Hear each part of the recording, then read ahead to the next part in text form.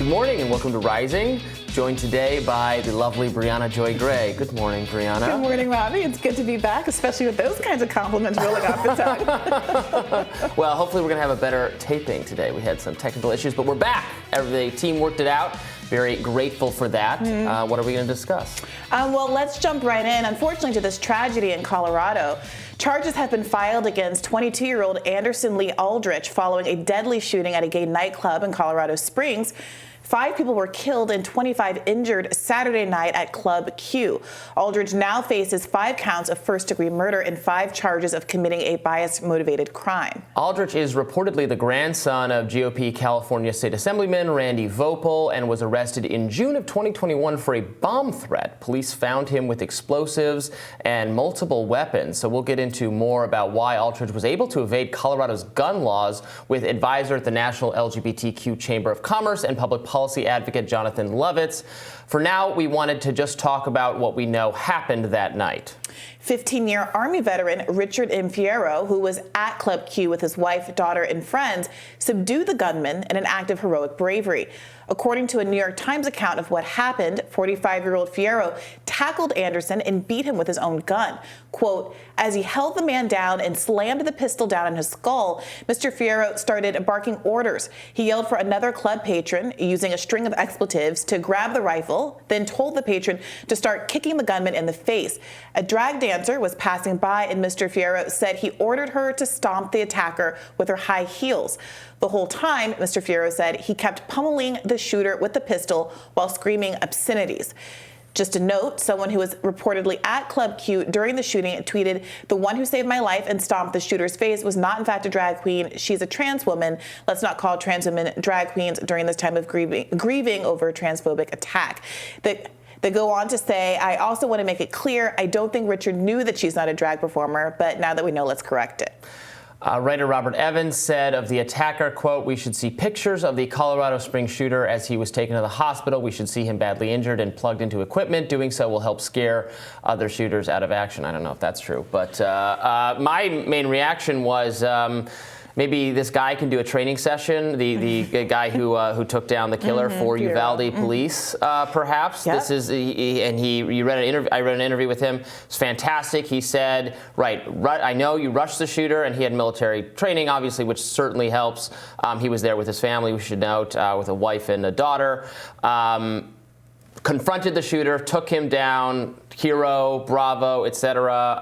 And then, unfortunately, now when the police arrived, they thought he was maybe involved, or I think they detained him. They put him in a police car, which was pretty horrible because he didn't know if his family was okay, and they were injured. They're okay. They were injured though in what was going on. So he was quite worried for them while he was being detained. I guess you can understand why the police make that kind of judgment in the moment, but good for him for doing what you're supposed to do. It's good that it didn't end more poorly, his interaction with the police, given what we know. But look, at the end of the day, here's yet another situation where the person who averted a tragedy was not the police, but a random citizen.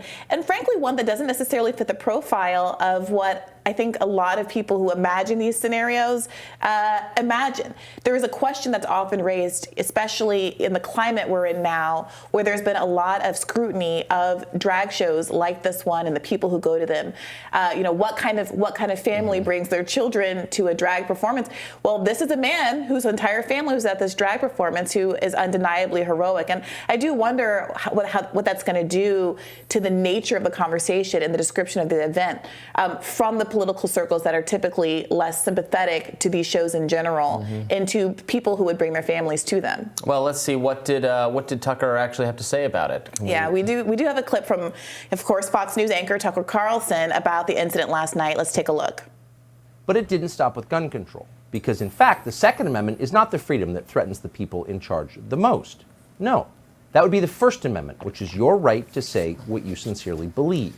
That is the right, the first in our Bill of Rights, that terrifies them the most. Your words are a greater threat than any firearm.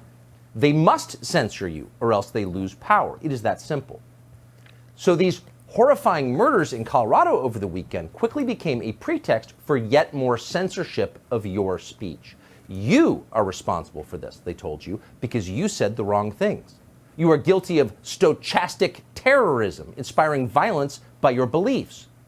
Anderson Lee Aldrich committed mass murder because you complained about the sexualizing of children. Every time you object to drag time story hour for 5th graders, or point out that genital mutilation is being committed on minors, which it is, every time you say that, you are putting people's lives at risk. Now that seems implausible, and yet many are making this claim. Many have made it over the past 24 hours. Yeah, so there is a lot of blaming of conservative rhetoric about drag queens and children being at these kinds of events on social media right now from liberals, mainstream people saying that it's conservatives' fault for railing against these things and it invites violence against them. There's also a lot of connecting to Elon's decision to let back on a lot of right-wing people are being brought back on Twitter. James Lindsay was brought back on. I think Project Veritas was just brought back on. Donald Trump obviously just brought back on. Kanye. Jordan Peterson. Yeah, and so on and so forth. I mean, I agree with Tucker on the point that I've said this on the show before, I want to be very careful about, casually blaming people for criticizing something and then, that's inviting violence necessarily. That gets you to a very disturbing place. We're not, you should be allowed to criticize these events and these practices, without the implication that you're then somehow responsible for something this happens. I guess the question I'm not saying I share the criticism, I'm just... Yeah, is there a line? And I was thinking about this because I think that is a principled stance. And, the connection between these things is very attenuated. Is there a line? Maybe it's not here, but is there a line between saying you disagree with an event or even a way of life and talking about it in a way that is dehumanizing and in a way that could potentially actually legitimately be described as making antagonists to that person, community, or event more likely to be targeted for violent acts because the person who's acting no longer sees the person as their equal or really human in the way that we want them to? Well, conservatives who object to this are I think it's very bad and wrong and unhealthy for children to be at events where there is stripping or sexualizing going on.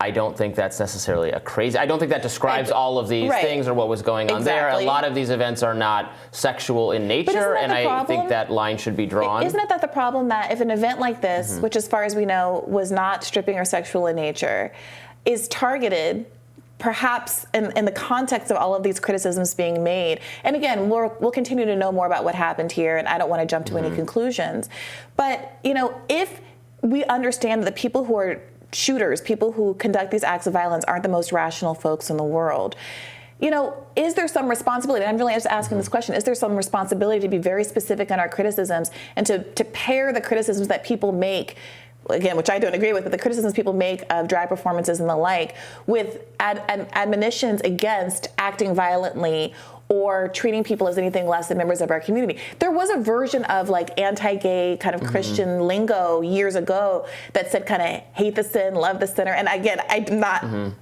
adopting that kind of reasoning, but at very least it seemed to offer some respect for the life of the people that were being discussed. Who knows what we'll find out when we find out more about this individual. I mean, you remember the Pulse shooting, which I remember the rhetoric coming, and it's horrible. Again, it doesn't really matter to me why the deaths of lots of people, it should just be sad and shocking, and regardless of why. But obviously the conversation about that was. It appeared to be, it seemed obvious to people, it seemed obvious to me as well, that it was about anti-homophobic violence, and then we found out that it had absolutely nothing to do with that. The shooter there was a Muslim extremist who had planned to shoot up Disney World and then went to the next available place and did not know why there were no girls in the which is why I think there's been more reservation. Biden made a statement that people were upset about actually on Twitter, where he said we don't know what the motive was yet. And a lot of liberals were very angry, but I think that he was taking the lesson from the Pulse shooting. I think that's right. Now I think that we know more about the motives, and I think the part of the story that we haven't emphasized in this segment is why is this shooter who was fully arrested because of a threat against his own mother, a year ago, last summer, not caught by the red flag system and not captured. And there are some implications that his record was basically resolved because of his relationship to this Republican congressman. So we'll definitely we're going to talk more about that with a guest later in the show. And I'll have my radar up next.